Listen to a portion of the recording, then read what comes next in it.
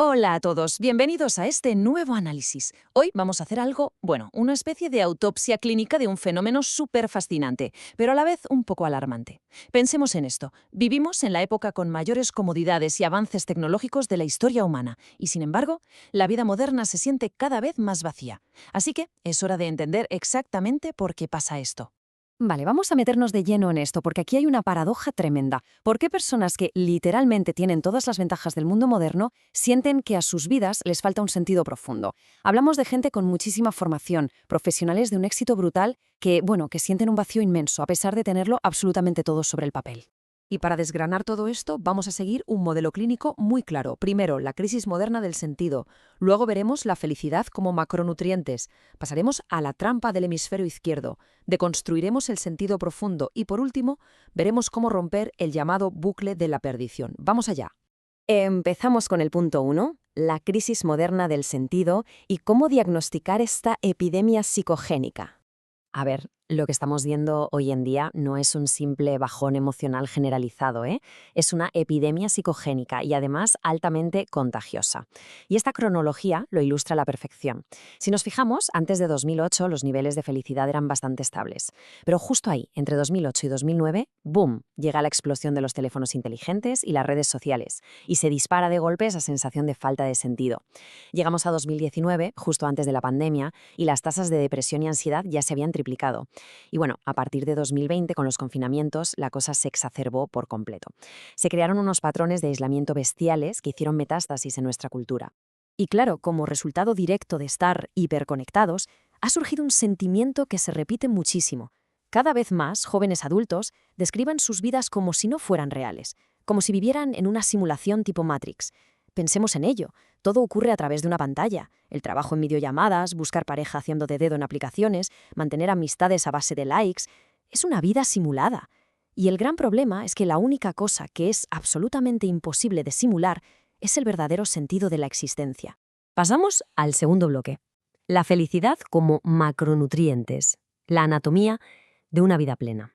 Aquí hay algo fundamental que debemos entender. La felicidad no es un subidón pasajero para nada. Requiere una dieta equilibrada. Exactamente igual que un buen plato de comida necesita proteínas, carbohidratos y grasas, nuestra felicidad necesita 3 macronutrientes esenciales: el disfrute, la satisfacción y el sentido.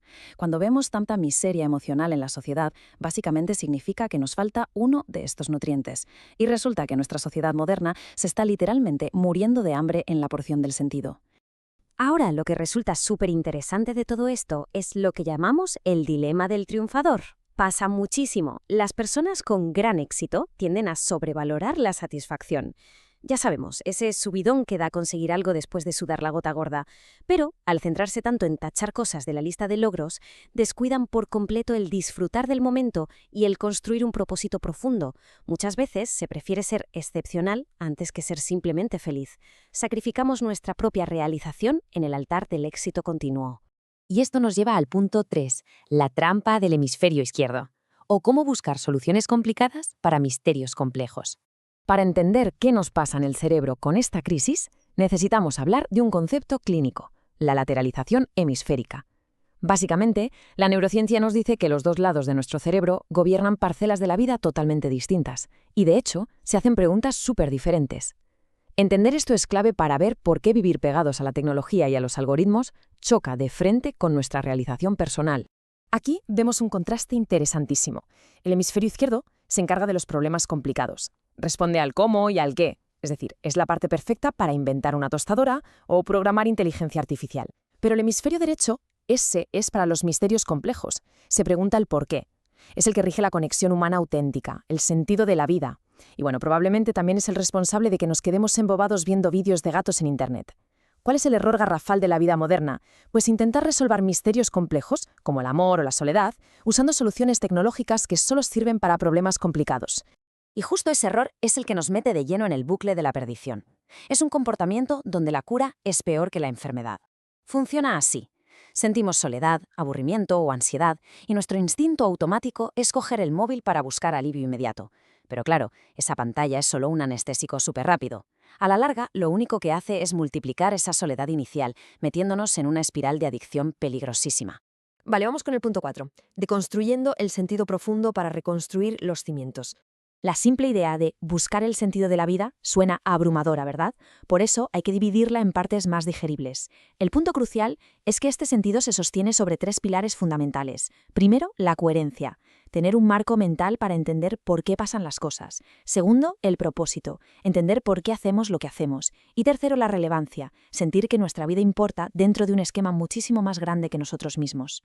Si nos fijamos en el pilar del propósito, nos topamos con una pequeña trampa biológica. Resulta que la madre naturaleza nos engaña haciéndonos creer que alcanzar una meta nos dará felicidad permanente, solo para mantenernos en constante movimiento. Pero la realidad es que el progreso importa 1000 veces más que llegar a la meta.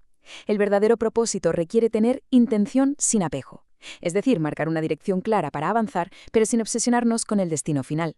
Obviamente, en este camino van a surgir baches, y aquí entra una fórmula que es, sinceramente, una revelación. El sufrimiento es igual al dolor multiplicado por nuestra resistencia al dolor. El dolor, ya sea físico o emocional, es inevitable, forma parte del trato de estar vivos. Pero el sufrimiento prolongado, ese sí que podemos reducirlo drásticamente. Si, en lugar de resistirnos, bajamos las defensas y practicamos la aceptación. Y llegamos a la sección 5. Cómo romper el bucle de la perdición con el protocolo de la oxitocina. Para ir cerrando este análisis clínico, veamos algunos protocolos avalados por la ciencia para cortar de raíz esta adicción. Vamos a ver cómo aplicar una dieta tecnológica real y necesaria para recuperar nuestro espacio mental. Se resume en 3 intervenciones clarísimas: establecer horarios libres de tecnología, crear zonas sin pantallas en casa y hacer ayunos tecnológicos periódicos. Vamos a desgranar esto de los horarios libres de dispositivos, que es vital.